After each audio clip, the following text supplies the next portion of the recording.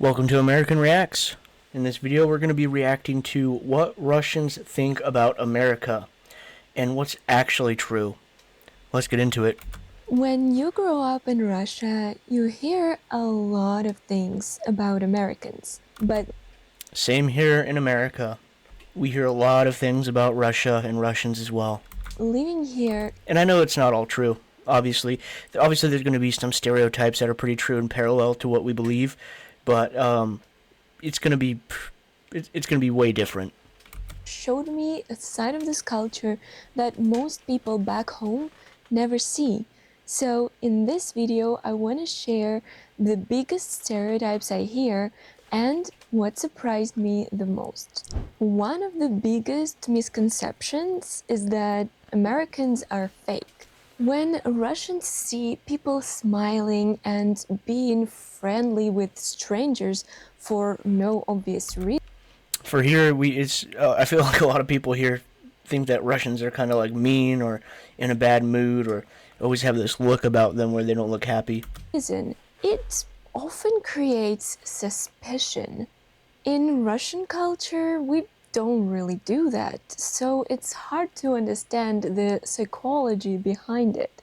The first thought usually is, why would someone do that? There must be a hidden reason. It must be fake. And truthfully, it's just part of the culture. It's just part of the culture. But after living here and experiencing American friendliness firsthand, I knew right away that it was completely wrong. And you guys proved it once more by leaving comments under my previous video where I mentioned small talk and smiling culture, and you guys shared how you genuinely feel about this. I've been honestly so curious. Yeah, for me, walking past a stranger, make eye contact, usually give them a smile, nod my head, have a good day, wave to them, and then continue on. To know what goes on in Americans' hearts and minds when you guys do this small talk. And oh my god, I was so touched by what you wrote to me. You've mentioned the importance of making people feel seen and being friendly, spreading smiles and giving compliments, wishing people a great day. I'd say that's true. Yeah, somebody gets a haircut. Hey, nice haircut. Looks good. Hey, like those new pants. Oh, where'd you get those new shoes? It's pretty simple, right? You see something different than what you normally see them, and you just point it out and tell them how you think.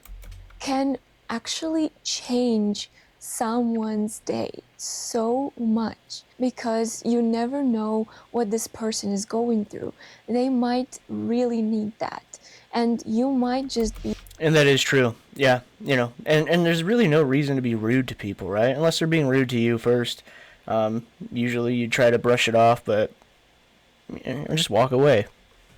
The person to help them. You create this network to the point that you feel that a stranger would actually have your back and you would have theirs. This is actually so beautiful to witness and become a part of it. Honestly, after reading all your comments, I got so inspired because for me, first, of course, being Slavic and then being an introvert, it is kind of hard to initiate the conversation. I'm okay answering when someone asks me something first, but I got so genuinely encouraged by you guys. I really want to thank you for it, that every time I go out now, I try to start a small talk and always tell people when I like something about them.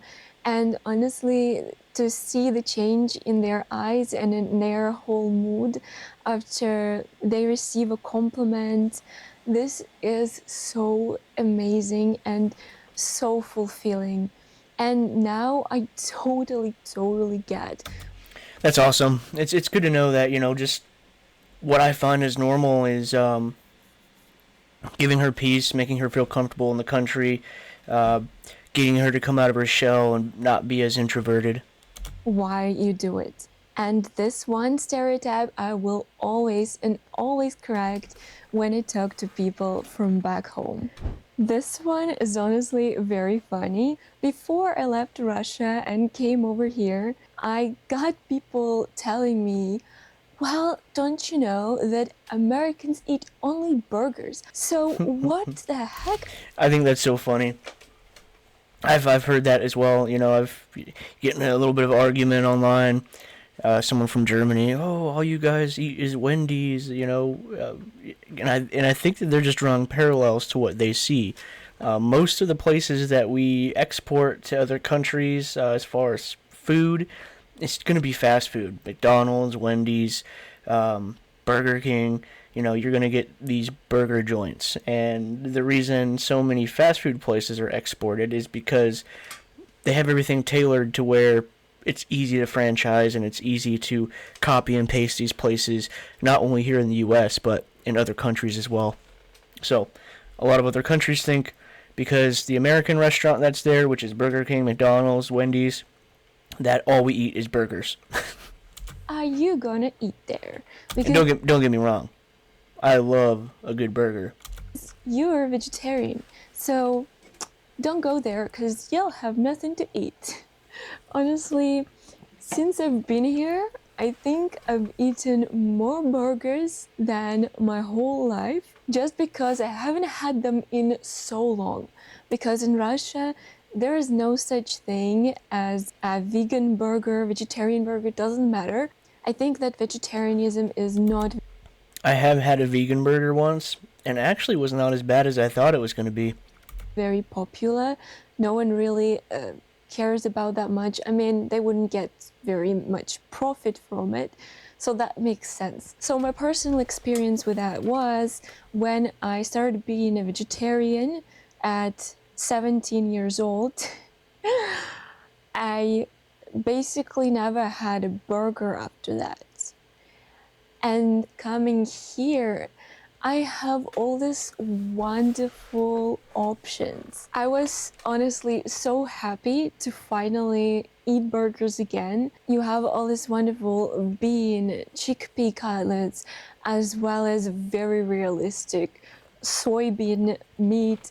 So yeah, And that's the thing. With so many different cultures being in America, we have an endless supply of food and diversity when it comes to cuisine.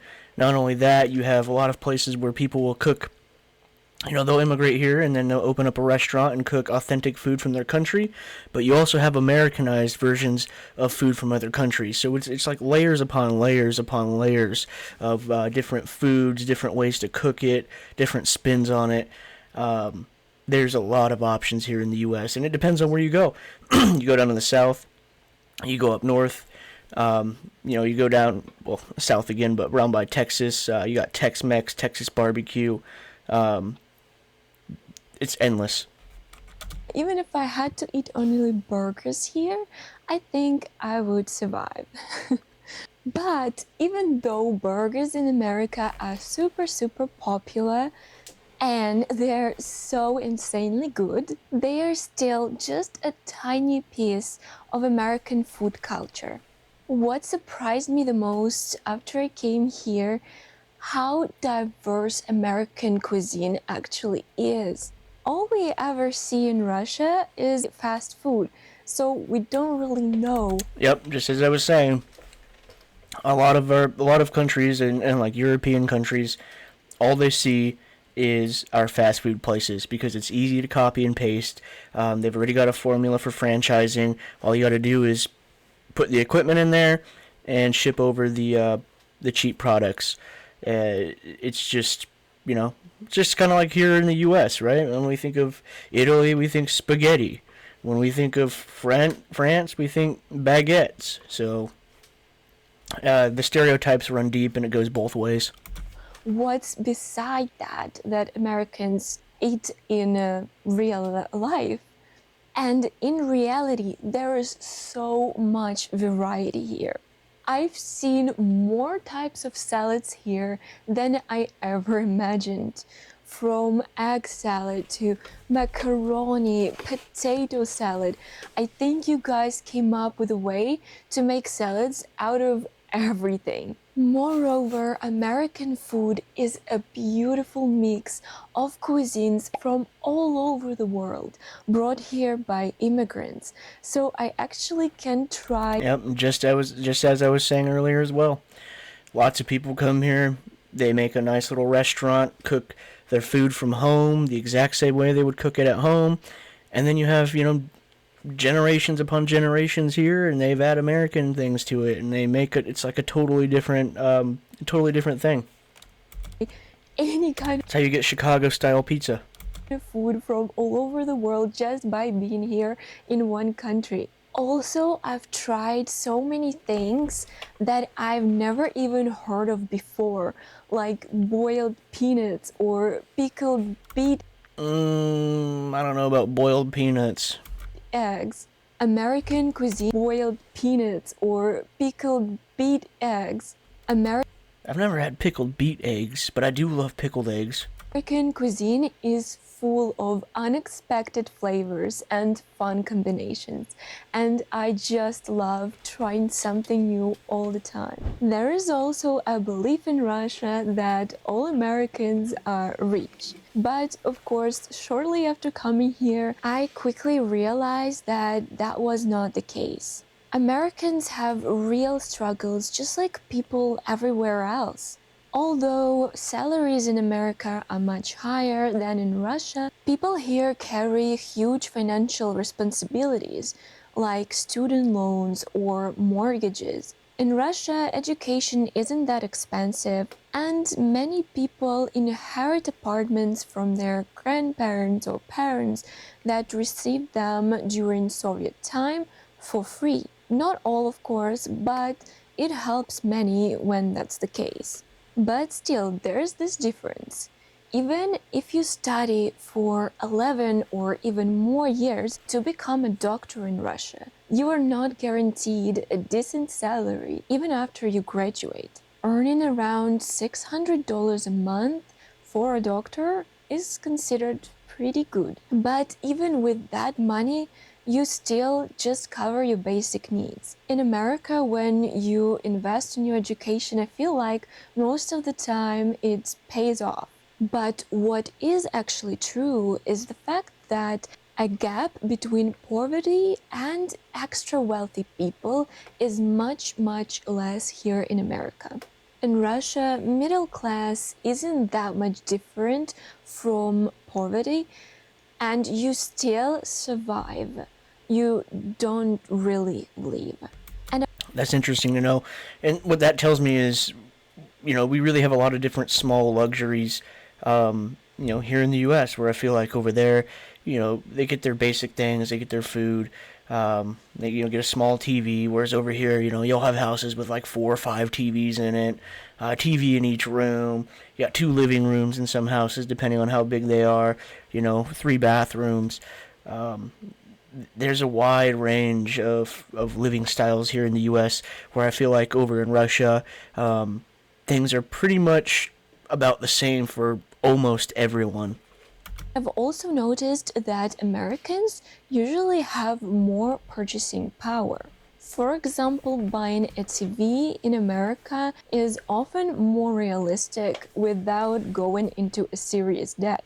But that doesn't mean that life is always easy. Americans still budget, stress about money, and feel pressure. I even had a funny moment with a friend in Russia when I complained about egg prices here. She told me, Anna, that's only expensive for you because you are Russian. That's not expensive for Americans, okay? and I'm like, Yeah, but that's not how that works. You go to the supermarket, you just grab the eggs from where the eggs are, and it's got a set price. Nobody's checking your ID. I mean, you can go to the self-checkout and do all your shopping and not even have to talk to anybody, but no one would even know that you're not from the U.S. or born in the U.S.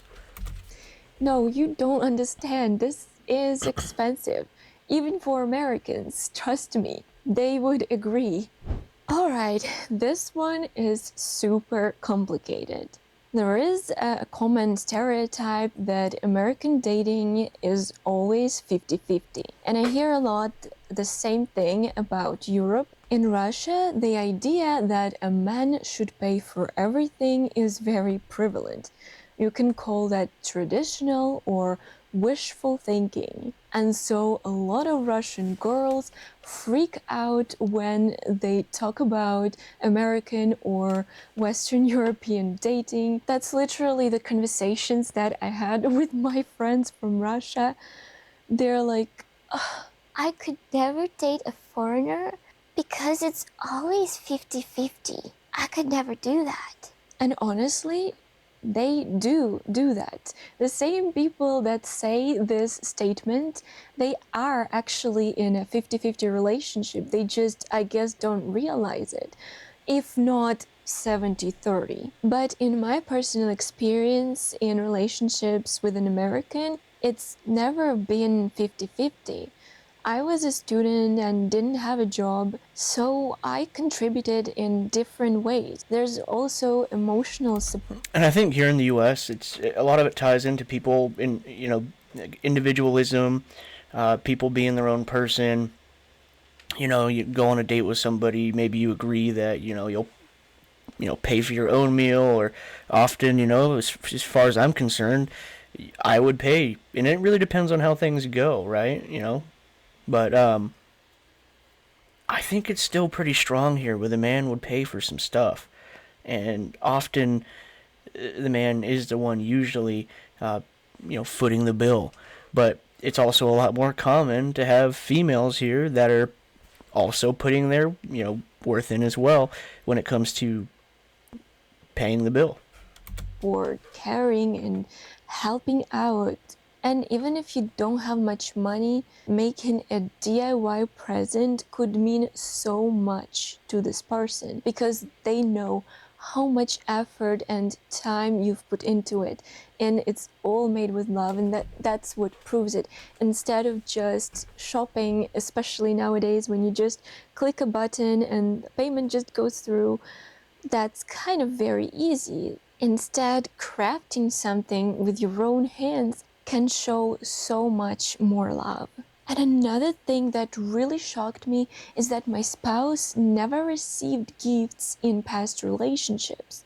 I thought it was crazy because in Russia, even with this belief that a man should provide and spend all the money on you, still Russian girls get presents every time as well. And lately I've heard so many stories from Russian girls where they are the only ones that buy presents in their relationships, which is like kind of backwards from that idea. But please tell me in the comments what's your experience with dating. And I think a big part of that, over at least in my opinion, where a lot of Russians try to state stuff like that is, they just don't want to be seen as parallel to people in the U.S.